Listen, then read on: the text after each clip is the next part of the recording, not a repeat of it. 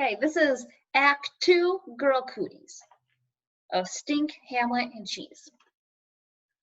Away, away! First day of camp. Stink looked around the room. Shakespeare quotes covered the walls. In the middle of the room sat bins full of costumes, piles of pool noodles, and girls? What? Huh? Girls, girls, and more girls? Girls wearing crowns, girls missing teeth, girls sticking out tongues, girls twirling in dresses, everywhere, girls. Where are all the boys? Stink asked Sophie. Huh? You didn't tell me I'd be the only boy here. I'm going home. Hey, I counted frogs with you, Stink. I went on a midnight zombie walk with you. But you liked doing all that stuff, said Stink. Sophie had stopped listening. She'd spotted the costumes. Fairy wings, she said, dashing over to the bin. If only Webster had not gone to Mexico for spring break.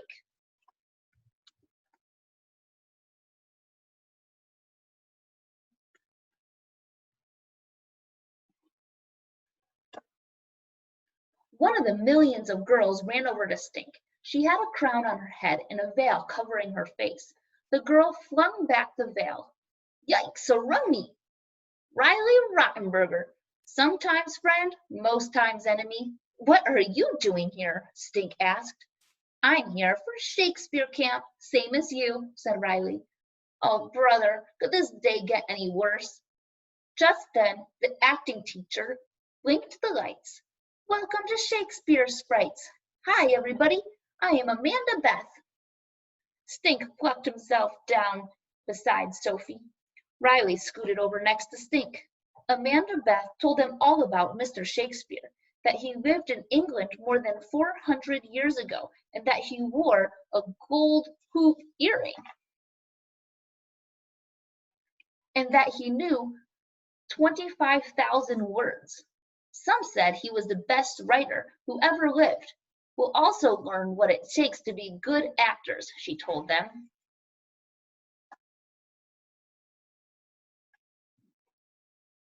Do we get to be in a play? Asked a girl named Lily.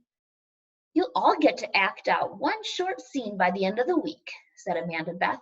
On Wednesday, we're going to learn about a play called Macbeth. The one with the witches? Asked a girl named Harper. I'll be a witch, said Hazel, a girl next to Harper. I'd rather be Juliet, said Riley, looking straight at Stink. On Wednesday night, we'll come back to campus to see real actors in an outdoor performance of Macbeth.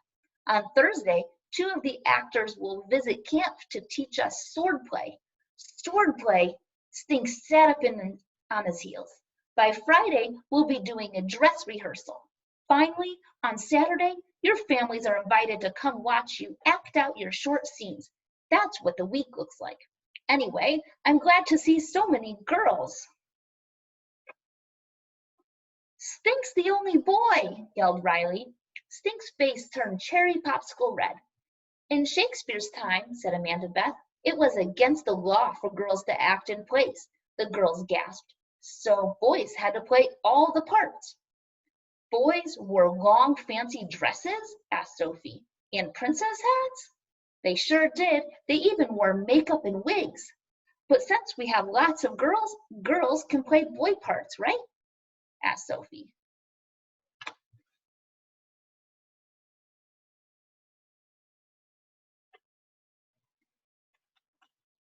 Right, said Amanda Beth. For an actor, that's an extra challenge, and there are no laws here like the ones in Shakespeare time. I want to be a sprite, said Sophie, or any kind of fairy, even a bad one.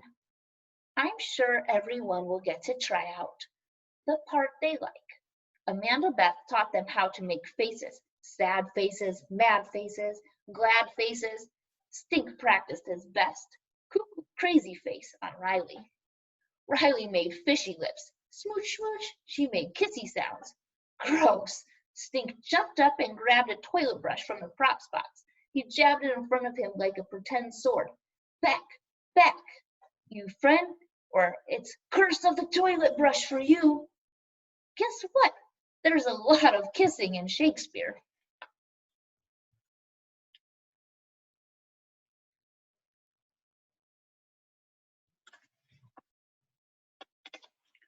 "Nuh-uh," said Stink. "There's a lot of sword fights and stabbing." Amanda Beth didn't say anything about. "Shakespeare's most famous play is Romeo and Juliet," said Riley in her know-it-all voice. "Romeo and Juliet are big time in love. Oh, Romeo, Romeo!" Riley chased after Stink, but he fended her off with a toilet brush.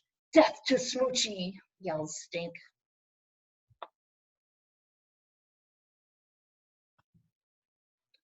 Too bad Amanda Beth waited for the end of the day to teach them about Shakespeare insults.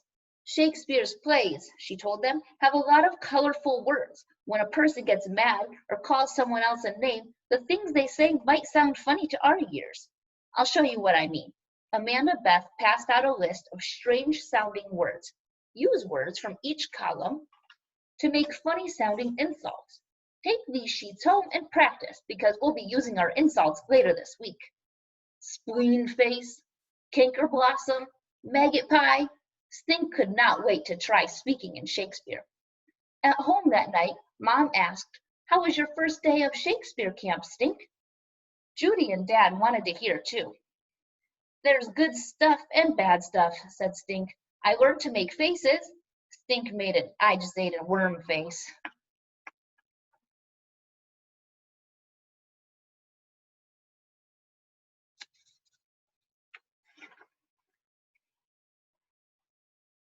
Stink made "I just saw a snake" face. And "I got to chase a girl with a toilet brush." "That's good," said Dad, "I guess. And today's only Monday. I still get to call somebody a toad-spotted bum, Bailey, and beat somebody up without even hurting them." "Let's hear the bad stuff," Judy said. "Was there a lot?"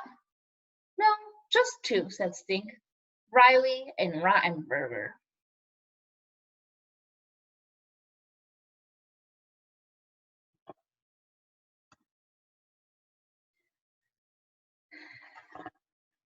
Shakespeare lived in some yucky times. It stinks to live in the 15 and 1600s. P.U.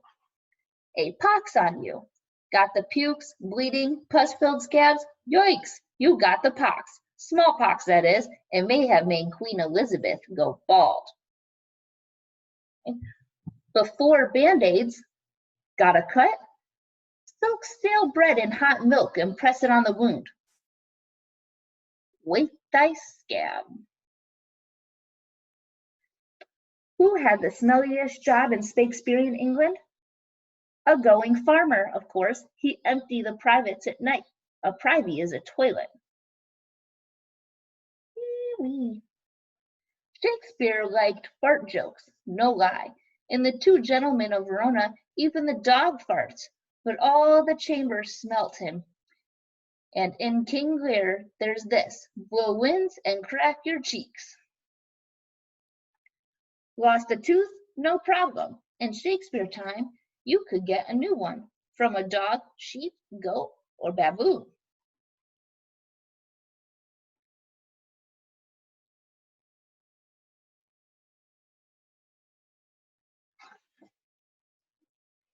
Okay, make sure you check Google Classroom to find out your assignments for Chapter 2.